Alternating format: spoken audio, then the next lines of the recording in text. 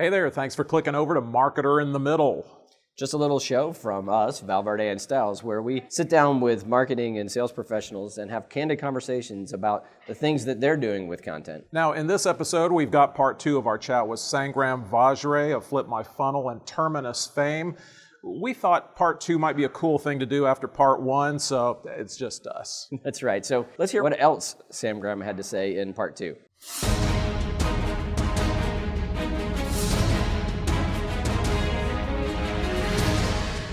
Well, you're not just obviously a spokesperson, but you act as the CMO. Yeah. So you have to sell your product as well. And how is your stacking up, and how does that look, and how are you actually sort of eating your own dog food? Yeah, we think about like drinking our own champagne. Of course. Okay, we'll go with that. Better analogy. Yeah, and we feel it's champagne, right? So it's a classic challenge, right? So when I was running marketing at Pardot, it was the same thing. How do we become the best in class at marketing automation? Salesforce, same thing. How do we be best in class CRM? And I would be the first to admit that we may not be the best at it. Right, and one of the big reasons is that we are still have been a startup company, right? And in the early days, we did account-based marketing through Flip My Funnel. Right. So when people came to this event, we knew which companies we wanted to come to this event. So we kind of invited them to come to this event. So that was a way of doing account-based marketing. So we're doing account-based marketing through a much more event-oriented focus. Now, as we're maturing and we have like 400 plus customers, we have realized that, okay, now it's time to start using a lot of what we talk about in addition to everything else. So any customer that we have today, we tell them, if you're using Terminus and you think you're doing account-based marketing, that's not true. Terminus is not the ultimate thing that you would use to do account-based marketing, at least not today. You have to have this whole stack. And we are building that together. So now we have a predictive solution that like EverString we use Terminus, and we use a ton of different tool technologies we use Pardot for marketing automation. So we now have our own ABM stack, and we are starting to kind of look at it and saying, well, this is how companies should be doing. And we learn a lot more from our customers before we actually are able to do a lot of those things. That's cool.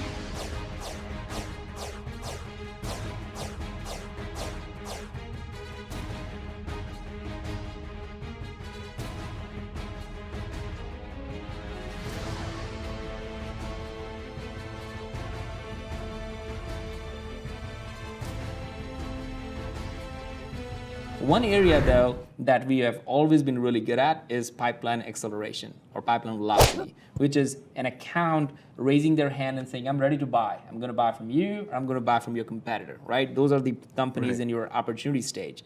At that time, most marketers take a step back and say that, hey, I've handed over to Mike on the sales side. He's supposed to close that deal. And we feel like that's the time to go all in. And that's where we do, like the book that you mentioned, we'll send them a direct mail of the book. Nobody throws a book away, and we'll probably sometimes send them 2 copies. Hey, share with your marketing or salesperson. So sales and marketing alignment there. We also do advertising to kind of have an air cover, because it's not Mike who's buying it. There are like 10 other people in the decision-making process that need to be influenced. So we're using our technology the best when it comes to pipeline velocity, and we feel like that's the best use case of it. The other, like demand generation, upsell, cross-sell, there are definitely more use cases. But man, if you're not doing pipeline velocity campaigns, I think you're missing out. So you're talking about that whole flow and that whole system and the stack. It seems like that's a pipe that could be very dry if it were not powered by content. Totally. The right content. So kind of speak to how important or critical the right content is to making this system, this ecosystem run. 1000%. I think somebody asked me related to that was like, hey, we have been doing inbound for the last 10 years, and now you're saying we should be doing ABM. Like, what is this? Did we mess up? Like, or do you think we did something wrong? The answer to all of that, in my view, is that no, it's still the same. Like, if you think about the definition of inbound and ABM, it's still the same. I want to engage with people in the most relevant way, show them that I care, and create content that's relevant to them. Like, it's kind of the same goal. But the difference is, in inbound, it's a waiting game. Let me see if somebody comes and finds me. In ABM, it's a proactive game. It's like, I know who Mike is, and I know where Scott is, and I know all these people, and I know these companies. Let me get my content in front of them. So content is relevant and important in both cases. But one, either you wait for them, or two, you just go proactively after them. And if you're going proactively after them, now you have more advantages. The advantages is, let's say you're targeting Home Depot, and let's say you're trying to get in from their technology division, and let's say you have a solution that solves their major problem that you know they have. You can create an ad, for example, to Terminus that says that Home Depot plus company X equals revenue, or solves the latency problem, or whatever thing that you're solving for them. So now you can create a one-on-one campaign for that. And then you drive them to your website where you have content dedicated for that account. Right. So landing pages built, everything. We're seeing down the funnel, one of the things that we're really interested in is this sort of, I call it champion enablement, but the idea that, I sell Mike or I sell Sangram on an idea. Now he's got to go get 5 or 6 other people to actually like it. And as much as I like you guys and think that you know what you're going to sell, I would really like to be in that room. Yeah. I want to create the content that you use to share. Yeah. And a lot of times, like you said, that doesn't happen in a traditional marketer's world now. That just gets thrown over the transom. You count on the salesperson and whatever deck they brought into the room, right? And you hope that deck, saves the day, right? Right. ABM, given it's a mindset and gives a big shift in the way it's done, we have a meeting that happens, I think every Thursday, called this marketing meeting, where what they talk about, like, so our head of sales, Todd, and then VP of marketing, Peter, and they have 500 accounts. These are the 500 accounts that we need to penetrate. And we call it the dream accounts that we feel if we can get 20-30% penetration, we're going to hit our numbers for the year. And I feel like every company has it, but this conversation happens somewhere else, not between marketing and sales. Exactly. So they look at this list of accounts, and every week they look at how many of these accounts have we able to engage. So they're not talking about leads. They're not talking about anything. They're looking at these accounts and saying, which one of these are tier 1, tier 2, tier 3? How many of these accounts are we able to get in? What are we doing to get into these accounts that we're not able to get in? Should we be doing direct mail? Maybe this is not working for advertising, is not working for them. Maybe we should be doing more direct mail. Or for these accounts, it is working, so let's make sure the sales team knows that these are your priority accounts, right? So now the conversation is completely reversed. It's not about give me the leads, right? It's like, let's go and engage these accounts and get some penetration there. But then on the other side of the fence, what have you learned over the course of all of this about how B2B buyers want to be marketed to? Great question. We definitely have, it has definitely affirmed for us that they care if we care. And whenever we have created content that is more about them, we have seen insane amount of like kind of excitement on it. And it's not number of views, it's not number of downloads, it's not number of people who attended a webinar. It's like these 5 companies or people in these 5 companies, they feel like this is exactly what we needed. So we literally have created decks for each type of vertical that we have, or each type of like demand generation or pipeline velocity up. So we have created different decks and different case studies for each one of them and each one of the use cases. So when we're talking to a customer where we know that, hey, your challenge or the biggest opportunity is really in upsell, we're not presenting everything else to them. We're presenting, here's an upsell case study of a similar customer who does something very, very similar, and here's how they're solving this challenge. It has helped us become more human in the whole process, and not just throw a bunch of stuff. It's like, let's just do less, but do really, really well. Well, you have to have, to be good at ABM, you have to have the ability to listen. You have to have sensors that can hear, and then you can respond to that with content that is actually relevant to their specific needs, which is I hear what you're saying. And we find that, we talk to people about that, and they sort of look at us like, we're not sure we can be that agile. And a lot of our effort with Vajre and Styles is to look at how can we be more agile. Think about content. Think about yourself as a publisher, a production kind of resource, and that's what we can bring. And you've got these smart people sitting around. And I say, if you wanted to go to Home Depot and talk, to their technology team, what would you say if you were in the room? Let's make that piece of content. Absolutely. And then let's send it to them.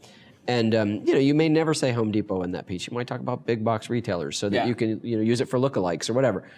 It doesn't really matter, but most B2B sales that we're dealing with are in the $50,000 or above kind of level, right? So why wouldn't you invest a little bit to get that? Because it's always just the entree to the next level of thing. And I think having that insight allowed you guys to start this process and say, you know what, it's going to be heavy in the beginning. Yeah.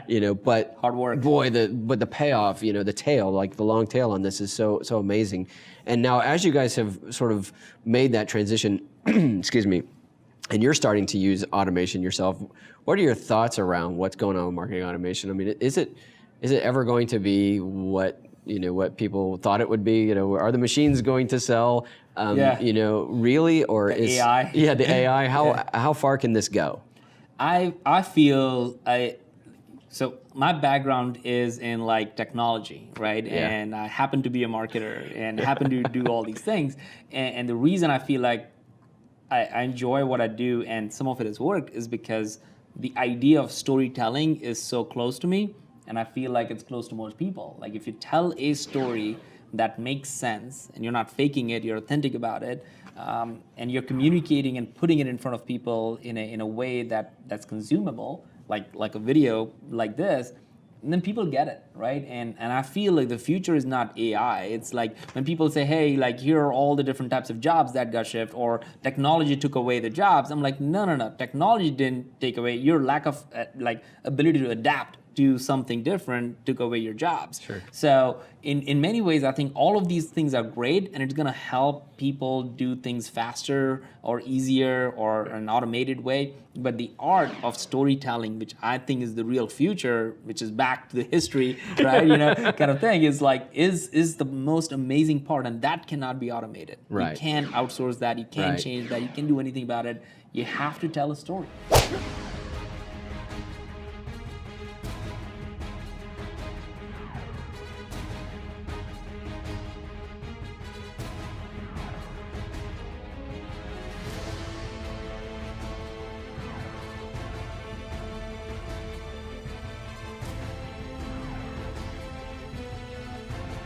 Because we're still talking about trust building and relationship building, and your example is the more personalized you can get that, and the more relevant the story, that you target that story to the right person, that is the way to build those relationships. And the machines can help you, it can point the way, but you've still got to engage with that kind of human connection, because there's probably not going to be a sale without some emotion involved of some kind, right? And they're humans, right? Like we're all talking about humans, like just like all three of us who have emotions and who feel. And you just very quickly going back to Flip My Funnel, people became part of the Flip My Funnel community because it represented them. Right. It was about them. They were making it was making a statement about them that they're challenging the status quo. It wasn't about us. It wasn't about Terminus. Sure. They had this deep down challenge. They needed a community to kind of vent their challenges out, and they felt like this was a way to do it in a very vendor agnostic way. Exactly. So we just happened to be at the right place at the right time in some ways. But the longer we have been in this, I've realized that it really represents the people who are in this community and not us. Well, and what's convenient for you is it's the people that need to be buying your product, right? Right. You get it, and it's clear that you get it, but what grade would you give brands overall in terms of not just paying lip service to customer centricity and caring about what the customer wants?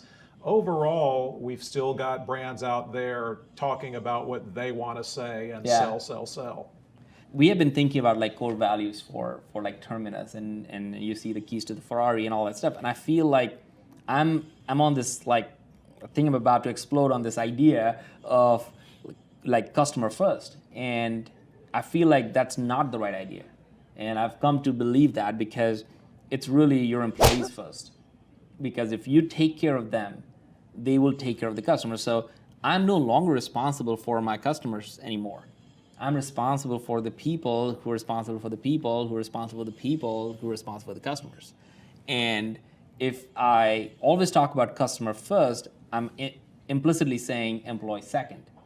And it took me a while to kind of figure these things out, because I'm like, well, but customers are the one who pays the bills, right? And like, how are they not first? But it's the weird, ironic view or thoughts around is that when you care deeply about the people you work with and make sure that they're happy, they're going to make everybody else happy around them and whoever they serve internally or externally. and they will do the right thing because everything by them has been done right. Right.